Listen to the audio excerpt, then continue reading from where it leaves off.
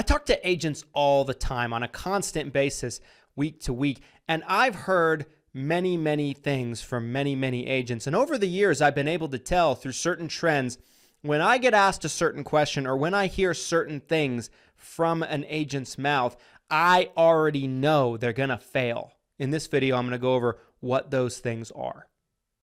This video is brought to you by none other than Hire Heroes, you guys. Hire Heroes is your one-stop shop when it comes to virtual staffing and making sure that you have qualified talent with your business. One thing that I love about Hire Heroes, you guys, is they've actually gone through the process already of vetting and making sure that your staff member is well trained to best fit your needs. Whether you need help with social media work, posting things on your accounts, responding to people that send messages to your social media accounts, whether you need help with data entry or a multitude of other things that they're qualified to do, Hire Heroes has got you covered.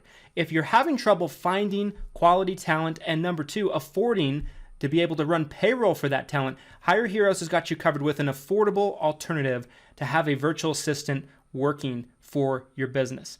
There's a link down in the description of this video to where you can learn more about getting your own VA through Hire Heroes. I certainly recommend it. They're what we use in our business for all of our virtual assistant needs, and you will want to make sure that you check them out today.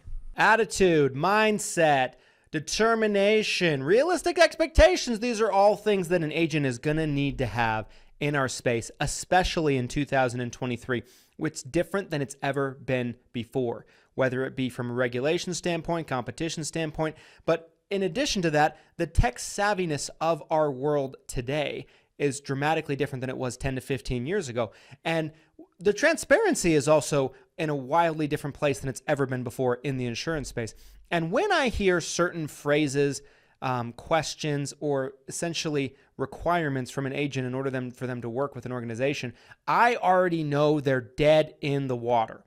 Let's run through what those things are. The first thing is when I hear an agent say that they are doing multiple different things, or they say they're invested in multiple streams of income, and I start to poke and prod and dig a little bit deeper in terms of what those multiple streams of incomes are, and I find out that they're driving for Uber, they're in an MLM, they have a real estate license and they're selling real estate, they have a job, and then they want to pick up insurance too.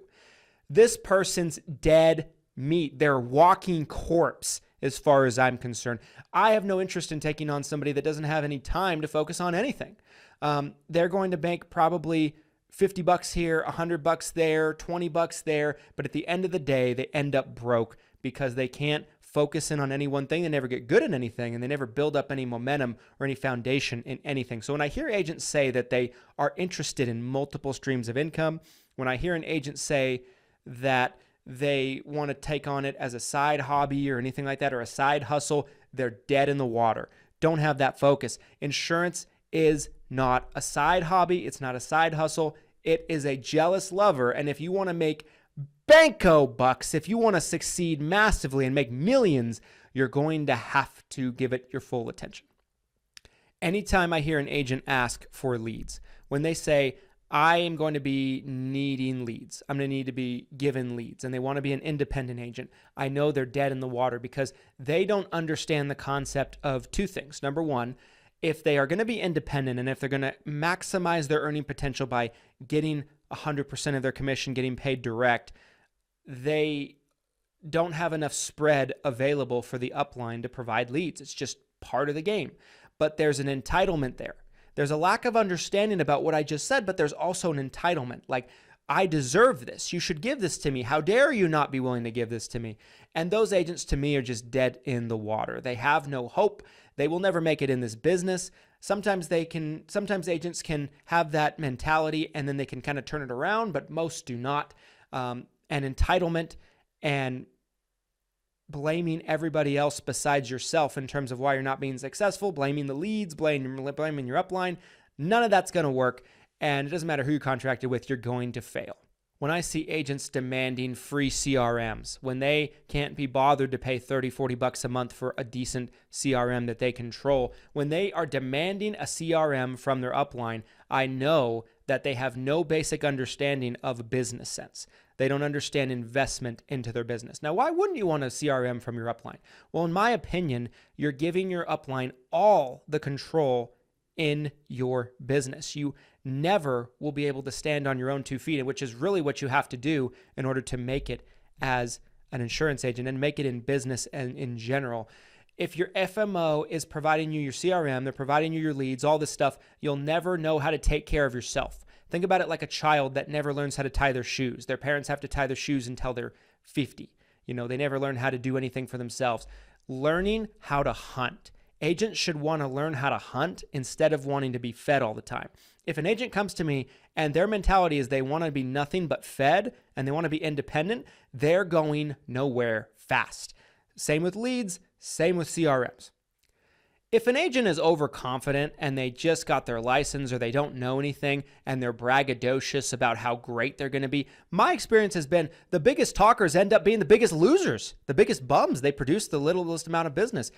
So the more cocky, arrogant, I'm gonna be the best in the whole world at this. Usually they're just a bunch of fucking bums and losers.